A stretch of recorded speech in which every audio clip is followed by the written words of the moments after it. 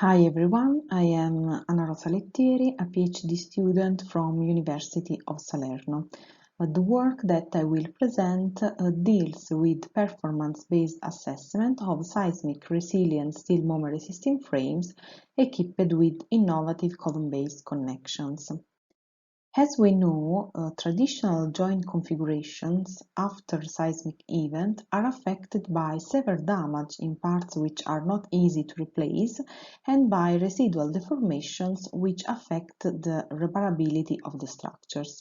For this reason, in the last decades, several research studies have been proposed different low damage beam-to-column joints and column-based joints in order to achieve the seismic resilience. In these connections, friction devices as in Riccors and in Freddi or yielding devices as in Camperidis provide the dissipation of energy, seismic energy, and the self-centering behavior is provided by post-tensioned or tendons, post-tensioned bars or tendons.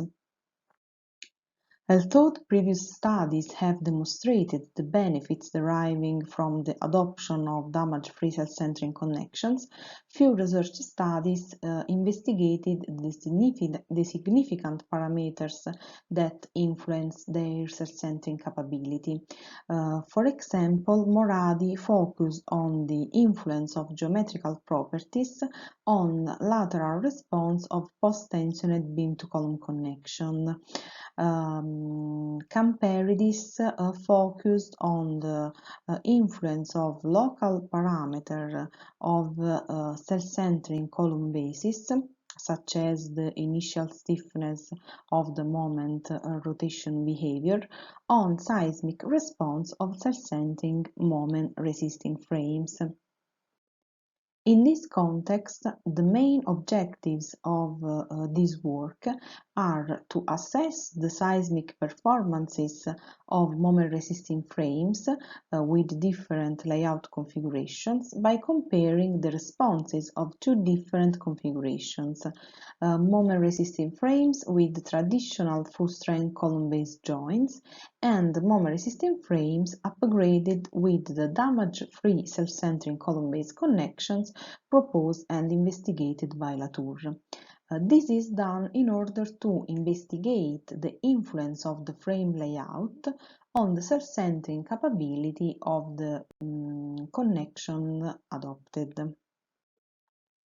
9 case residential buildings in which moment-resisting frames represent the lateral resisting system have been designed according to Eurocode 8 by considering different number of stories and bays. In particular, we have moment-resisting frame with 3, 5 and 8 bays and with 4, 6 and 8 stories. The main design parameters are a peak ground acceleration equal to 0.35 g, a soil type C, a high ductility class, and a behavior factor equal to 6.5. Each case study has been upgraded with the damage-free self-centering column basis proposed by Latour. This connection is composed by friction devices placed both on flanges and web, and a self-centering system composed by post-tensioned bars and disc springs. To design this connection, we have to define the slippage forces acting in the web and in the flanges, in the friction devices, and the post-tension of the self-centering system. In order to have a self-centering behavior, we have to consider the design relationship based on moment rotation behavior of the connection, which imposes that the moment due to the axial force and the post-tension on the self-centering system must be higher than the moment due to the slippage forces acting in the friction devices. In order to assess the seismic performances of the moment-resisting frames, two-dimensional finite models are developed in OpenSeas.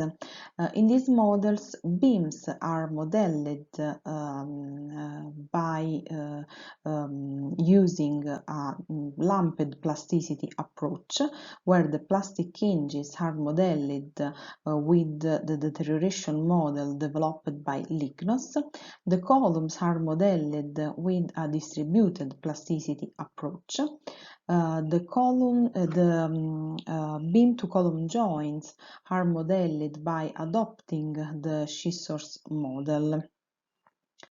For the moment-resisting frames in the upgraded configuration, the damage-free self-centering column base are modeled following the methodology proposed by Elettore, where each component of the connection, such as friction devices and self-centering system, are modeled by using nonlinear springs placed in parallel. Incremental dynamic analysis have been performed in OpenSeas by using a suite of 30 ground motion records. The first mode spectral acceleration is used as intensity measure. The maximum value of residual interstory drift among all the stories is considered as engineering demand parameter. Residual interstory drift equal to 0.5% is assumed as the conventional threshold beyond which repairing cannot be economically viable, as suggested by McCormick. The IDA curves are summarized by means the 50% fractile curves highlighted in the figures with the marked lines.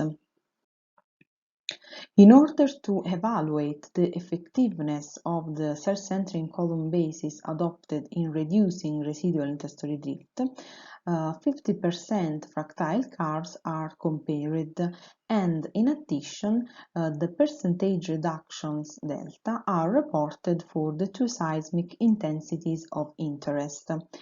By comparing the percentage reductions, we can observe that the effectiveness of the self-centering column basis is particularly affected by the number of the stories of the frames. In fact, in particular, we have higher value for case studies with 4 stories and lower value for 8 stories frames. Regarding the number of bays, it is not possible to observe a significant influence on self-centering capability.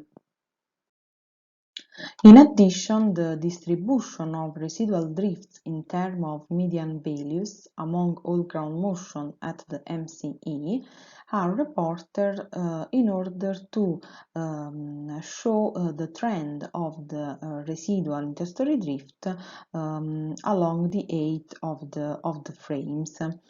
From the figures, as we can see, a significant reduction of residual interstory drift occur at the lower stories, while the effectiveness of self-centering column basis in reducing residual story drift reduces along the height of the frames, and this happens for all case study frames.